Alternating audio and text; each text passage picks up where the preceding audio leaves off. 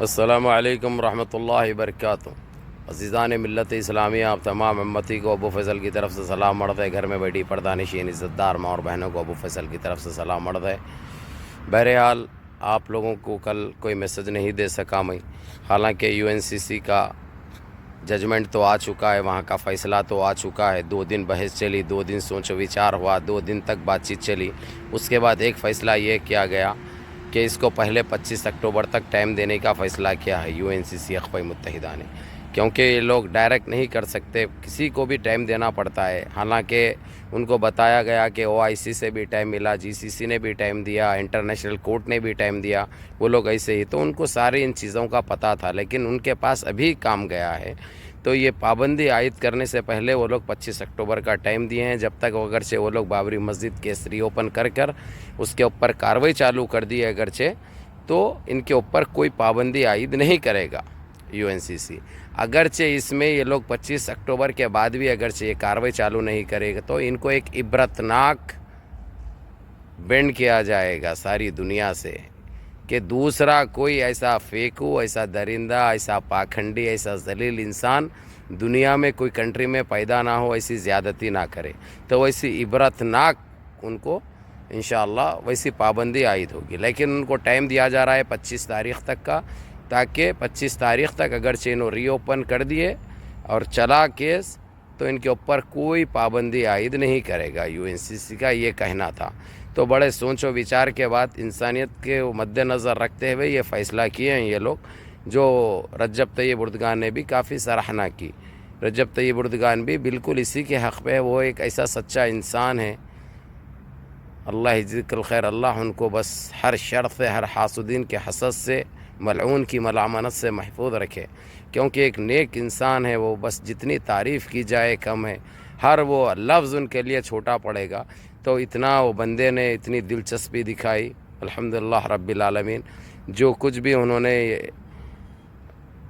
UNCC نے جو فیصلہ کیا اس کے اوپر وہ آمدہ ہو گئے، راضی ہو گئے۔ اس کے بعد ان کی اور ٹرمپ کی بھی اب خاص دوستی ہو چکی ہے، کیونکہ لاسٹ ٹائم پہ 1 ہفتہ 10 دن پہلے سے جو چل رہا تھا جس طریقے سے، کیونکہ ترکی کے اوپر پابندی عائد کرو، بلکہ جو ٹرمپ کی اگینسٹ پارٹی ہے وہ لوگ بہت پریشر ڈال رہی تھی، اور جو حاسدین جو حسد رکھتے ہیں ترکی سے، وہ لوگ بہت بے چین تھے کہ کسی طریقے سے پابندی عائد کی جائے ترکی کے اوپر، کیونکہ ترکی وہی 100 سال پرانا ترکی بننے جا رہا ہے، جو ایک اسلامی ملک اور دنیا میں ایک جو نام تھا، ایک ولولہ، ایک دہشت تھی دشمنوں میں، ویسا ترکی بننے جا رہا ہے۔ انشاءاللہ وہ تو بنے گا اور برابر انشاءاللہ تعالی۔ تو بہرحال یہاں پہ ٹرمپ نے بڑی مدد کی تھی رجب طیب اردگان کی، جب سے ان کی دوستی ہو گئی، وہ اسی لیے دوستی ہوئی، اس لیے ٹرمپ ایک کارڈ کھیلا ہے، کیونکہ ابھی وہاں پہ الیکشنز ہے فی الوقت، اور دنیا کے اسلامی ممالک میں تقریباً آدھے سے زیادہ اسلامی ممالک اور مسلمان رجب طیب اردگان کے ساتھ ہیں، تو اسی لیے اس نے یہ سپورٹ کیا رجب طیب اردگان کو اور ترکی کو، تاکہ رجب طیب اردگان بھی الیکشن کے ٹائم پر اس کا ساتھ دے اور اس کی سپورٹ کرے۔ تو یہ تھالی ایک ہاتھ سے نہیں بج رہی، دونوں ہاتھ سے بج رہی سو ہے۔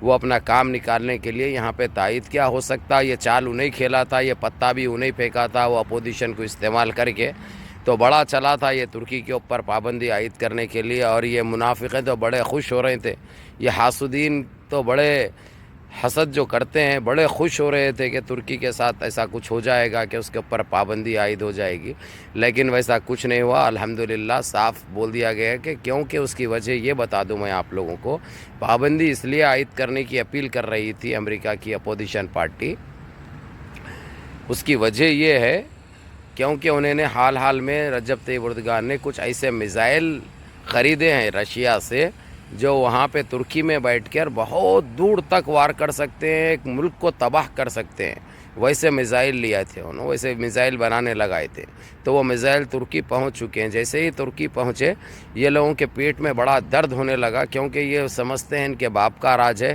انہوں ہی خریدیں گے، ان کے پاس ہی رہنا، دوسروں کے پاس ایسے چیزیں نہیں رہنا، ان کی یہ سوچ تھی۔ لیکن رجب طیب اردگان ایک مرد مجاہد، ایک شیر اسلام انسان ہے، تو انہوں نے ہمت کر کے یہ چیز بنوانے لگائی اور تیار ہو گئے، اور ترکی میں ریڈی ٹھہرے ہوئے ہیں، کوئی آنکھ ویسی نہیں دکھا سکتی اب ان کو، پہلی بات تو اس میں یہ لے کر بڑا چلتے رہا چرچا، بڑے الجھتے رہے کہ کسی طریقے سے اس کے اوپر پابندی عائد کر دی جائے. جتنا جو ستائے تھے ایران کو، وہ ایران ہے سمجھے، وہ ترکی ہے، وہ گھس کے مارتا انہیں. 100 سال پہلے کی تاریخ دیکھ لو اٹھا کے، پتہ چل جائے گا ترکی کون سا مقام رکھتا تھا، ترکی کیا تھا. بڑے مشکلوں سے اس کو توڑا گیا. جس طریقے سے رشیا کو گورباچوف کے دور میں ٹکڑے کیا گیا، ویسے ہی ایک چال چل کے ترکی کے ساتھ یہ ناانصافی ہوئی تھی. لیکن جب سے رجب طیب اردگان نے ہوش و حواس سنبھالے ہیں، ان کا ایک ہی مقصد رہا کہ میں ترکی کو پرانے مقام پہ اور اپنے پرانے اس پہ لے کے آؤں. اس کے لیے انہوں بڑی محنت کرتے رہے اور اللہ رب العزت نے ان کو کامیابی و کامرانی سے بھی نوازا. تو بہرحال میرے عزیز دوستو، میرے بھائیوں، یہ ہو گیا. اور جو پانی جو پڑ رہا ہے حیدرآباد میں، رک گیا تھا، پھر اب دوبارہ چالو ہو چکا ہے. اس کے لیے دعا کیجئے وہاں کی عوام کے لیے، جو حالات ہیں وہاں کے، جو پریشان حال ہے.